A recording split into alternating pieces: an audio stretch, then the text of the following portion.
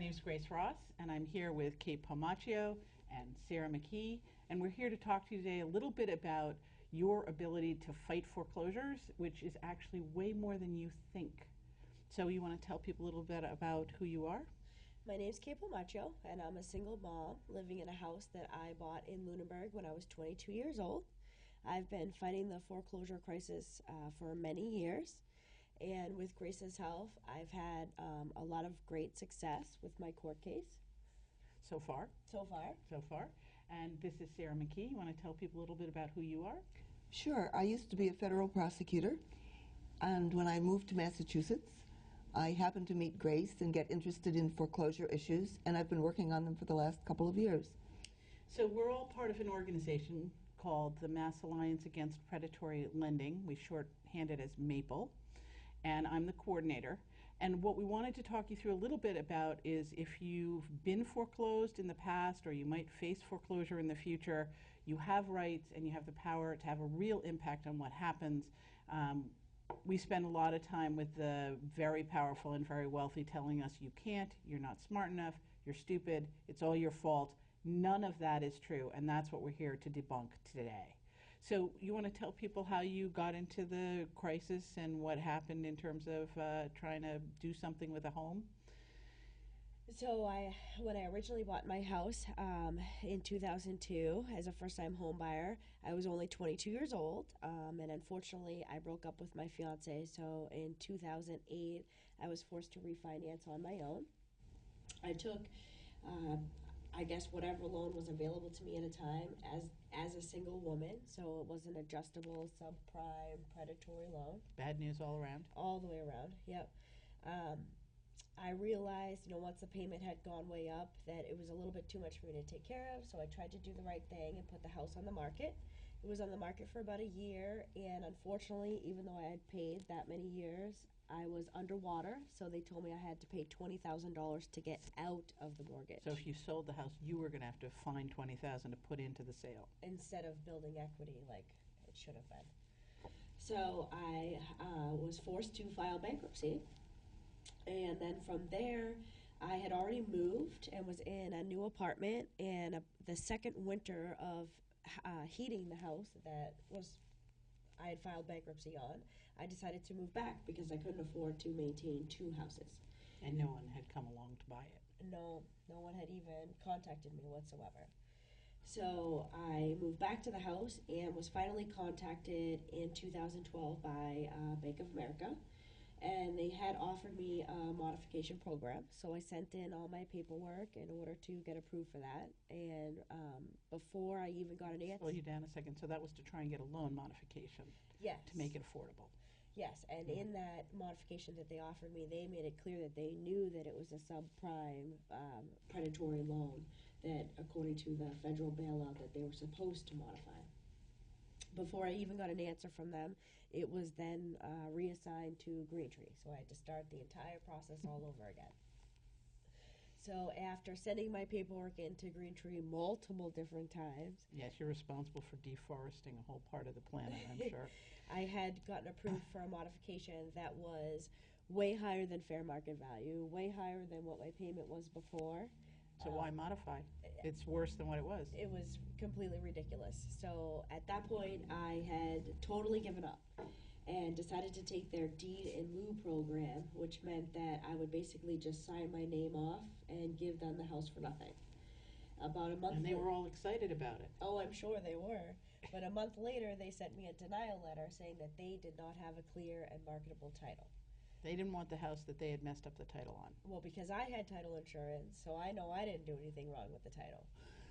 So at that point, I looked into several different options, and luckily I contacted you and learned that, obviously they made multiple mistakes and that I still had a chance to fight.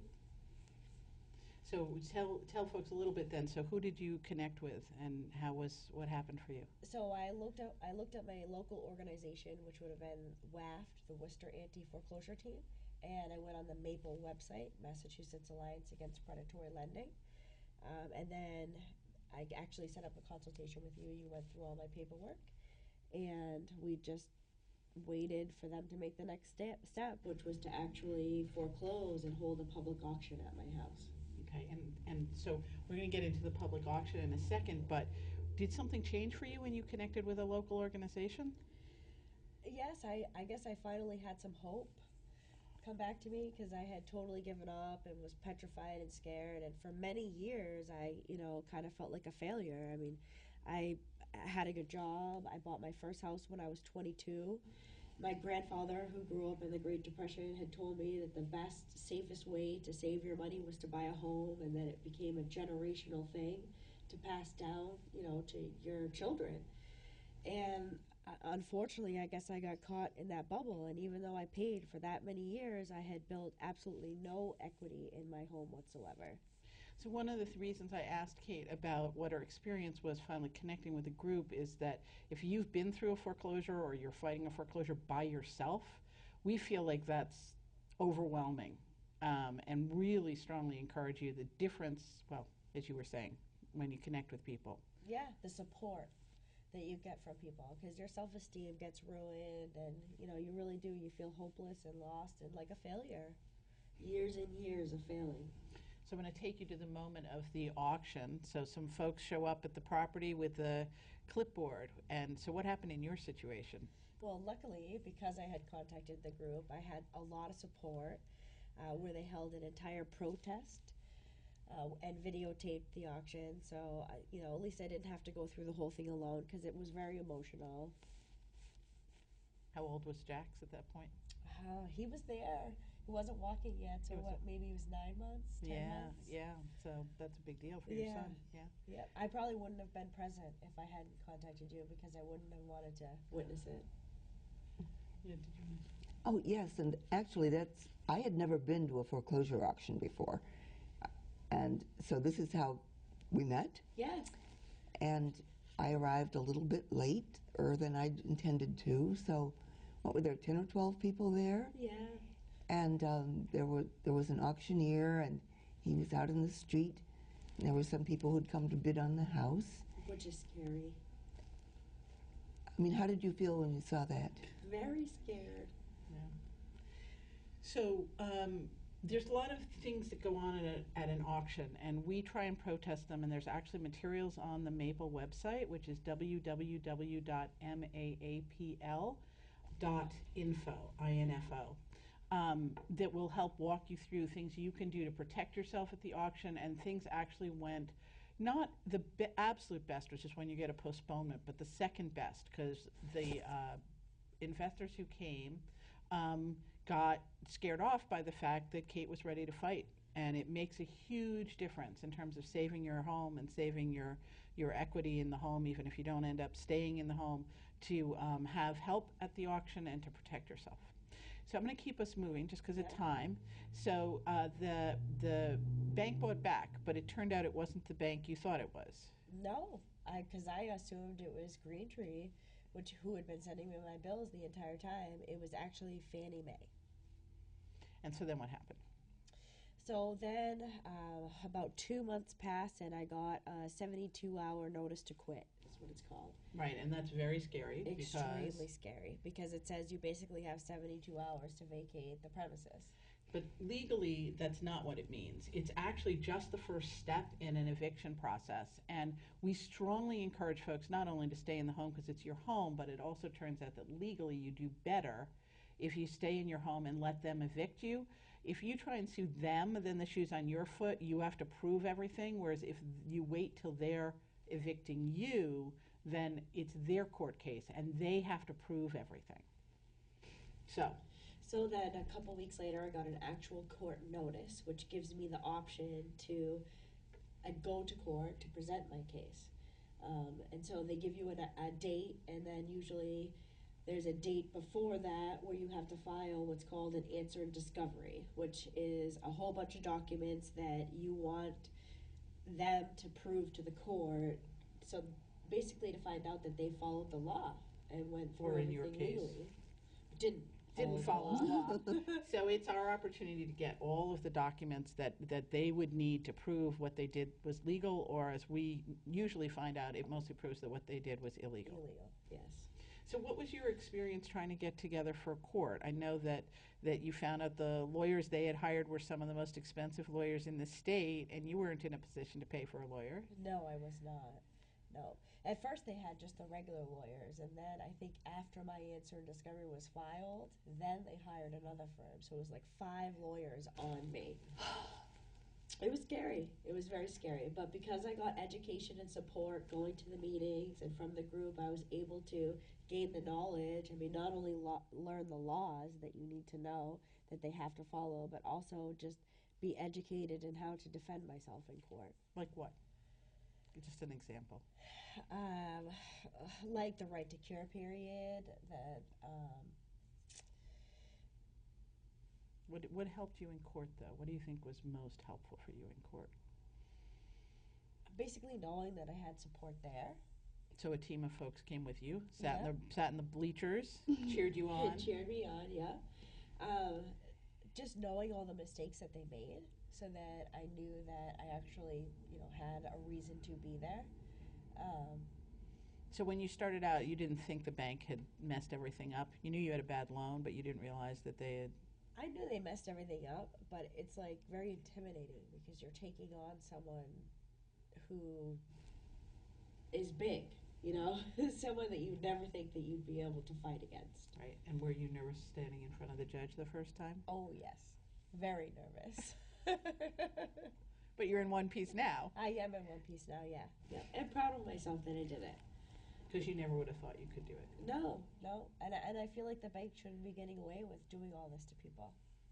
That's the bottom line, isn't it? Yeah. So did you want to say a little bit about what you witnessed in court with Kate in court? Yes, I would love to. I was there with several other people supporting Kate, and when I saw you walk in with all your documents in your valise, with your wheeled whatever it is, and wearing that suit, and you walked so confidently. I mean, really, you couldn't tell that you were you shaking in your shoes? Oh, yes. Well, it didn't show. Well, that's great. Thank you. And I was just so proud of you. You stood up straight in court. You spoke clearly. You absolutely knew the facts of your case. You knew what was in all the documents. And that day they just sent one other lawyer. Yeah, it was a woman. A woman. And I suspect they'd thought that putting 5 attorneys against a person representing herself doesn't look so good to the judge, and they wanted to make it look more even.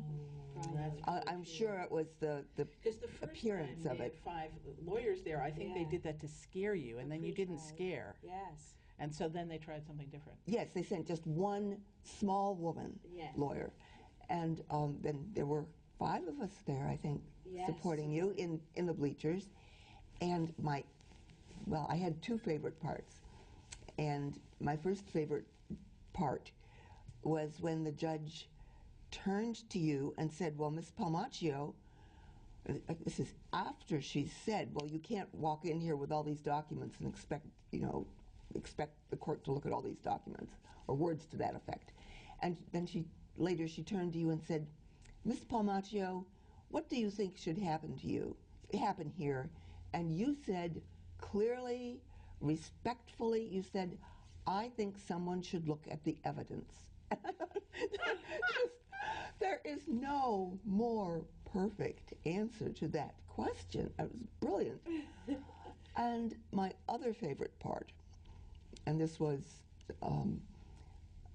is slightly wicked. This was when you raised a point about a law that the bank had violated. Yeah. And within 30 days after they take possession with foreclosure, they must notify the municipality so the town, the city knows where to send the tax bills, the water bills, that sort of thing.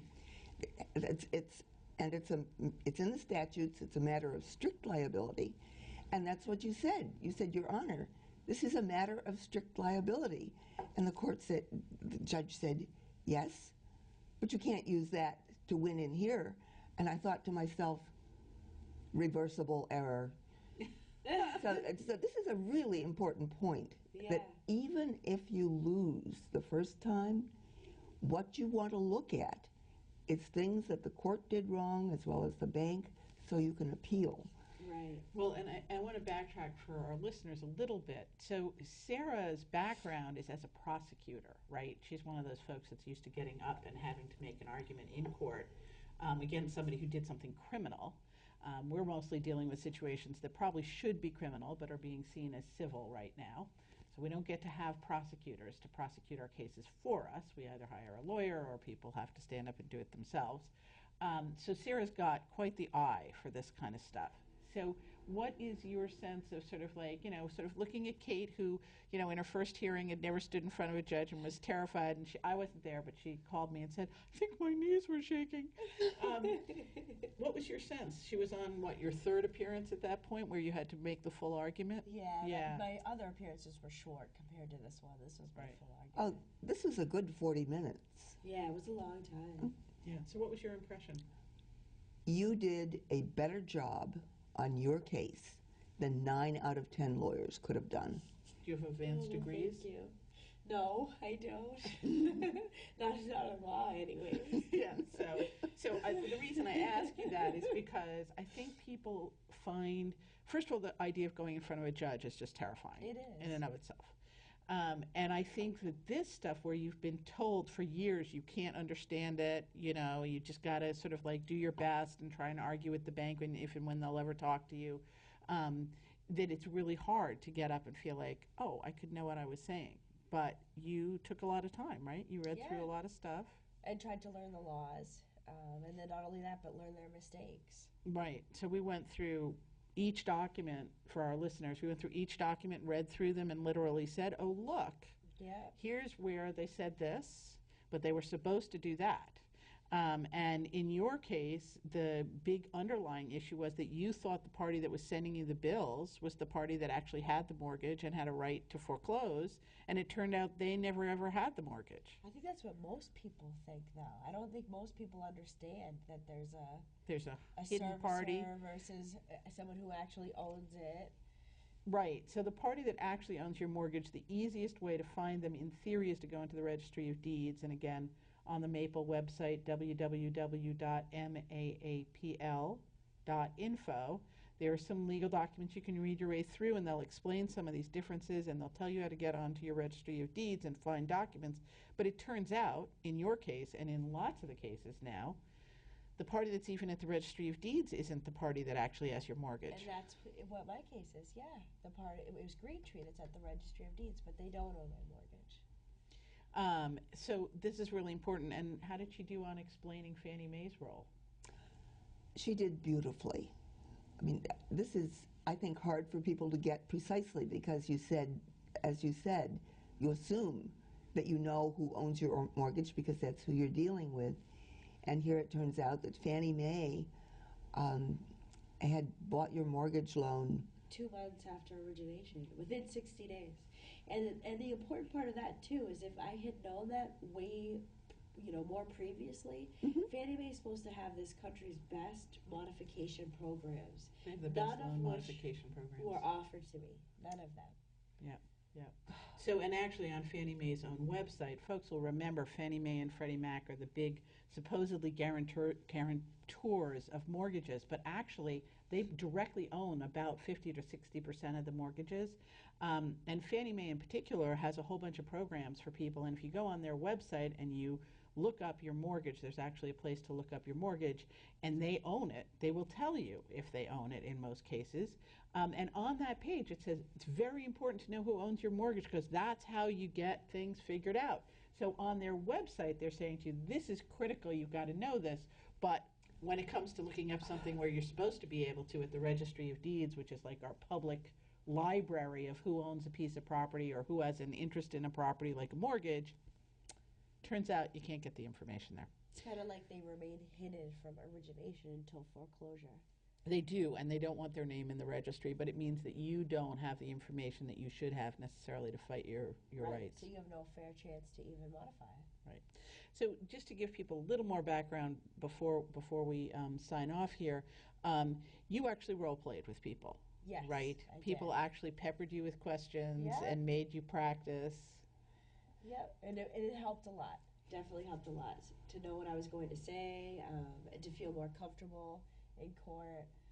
Had you ever role played something with anybody I've before? helped other people do it. You so, have? Oh, yeah, so it wasn't yeah. too strange. No, no, no. So, and I think it's important that the group does that so that you get support before going into court, you know. So And- they can be prepared for different questions they might be asked or. And people know the judges, so they were able to actually give you a sense of how the judges would behave, Right, yeah. which helps.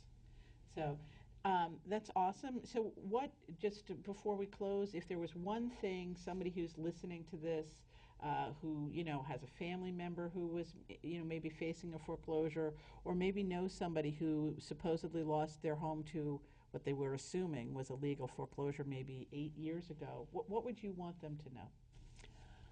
I would want them to know that it's probably not too late to fight. You have a long time in Massachusetts to fight an illegal foreclosure. How long? 20 years. Okay. So, and why do you say probably not too late? Well, maybe it was 21 years ago. All right, well, so most of the bad foreclosures started in 2004, maybe 2005. You've got 20 years, and I guess the thing I would add to what Sarah said is that what we know now is the vast majority of them were illegal. In fact, it's probably close to all of them. So if you had that, sort of you were describing, you knew they'd done everything wrong, but if you have that feeling, or if you think someone might have that feeling if they looked at your paperwork, please be in touch, because in fact, Massachusetts, there have been some 70,000 foreclosures. We think the vast majority of them were illegal. A lawyer recently got involved with us who did the math and said that this means the state has lost $8 to $12 trillion in home in household wealth. That went out of state. The vast or even majority. out of country, probably. Right, could have gone to Deutsche Bank. Yep. Yeah. And so this is a massive issue for all of us, and it's people coming back in and getting justice that's going to rebuild our economy. What would you want to say to folks? I would want people to contact MAPLE, the Massachusetts Alliance Against Predatory Lending website, or their local group like the Worcester Anti-Foreclosure Team, and to, you know, contact the group, get some support, see what options are out there, and to join the fight so that we can finally put an end to this and not let the banks win. Great. That is a terrific closing argument. Fabulous. So for anybody who's interested, there are the local groups that Kate has talked about. Go to the Maple website, www.maapl.info. There is a self-help page there. You can go find the group closest to you. You can also, there's a place to put in your information about your situation, and seriously, you 70,000 who are out there, we want you, because it's going to be together that, as Kate said, we're going to turn this around. So please go on the website, sign up. We also have foreclosures are way back up.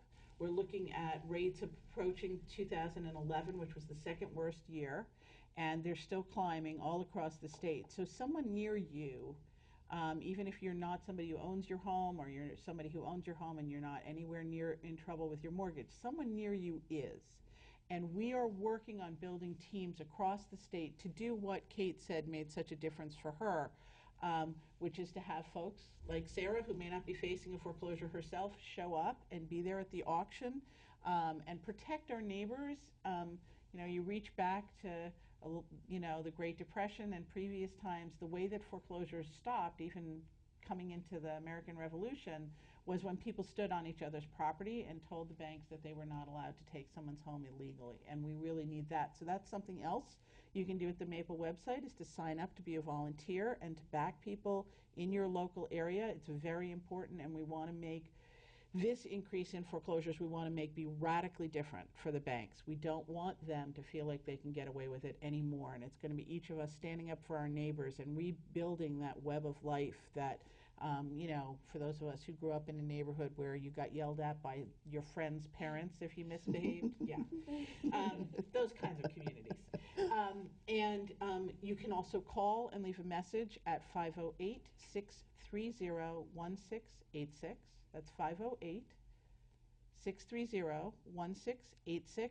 If you don't speak English, leave a message there anyway. We have folks who speak lots of different languages, and you're going to find more and more stuff on our website in multiple languages. In addition, there was a bad law that was passed that we're fighting, but it means that now is a very important time for you to get back involved. If you were previously foreclosed, we think you can win and get your home back. But you're going to need to take a couple of actions in the next year before the end of 2016 to protect those 20-year rights, which we all have and which we hope to ensure in the future. But at the moment, we want to make sure you personally are protected. Please, if you hear the show, tell your friends, tell your neighbors, tell people you know, because while Kate talked about getting past the hopelessness and the shame, it's only when we reach out to those people that you're going to find out that you even knew people who were foreclosed, and we've got to find each other. Now's the time. Thanks. Thank you.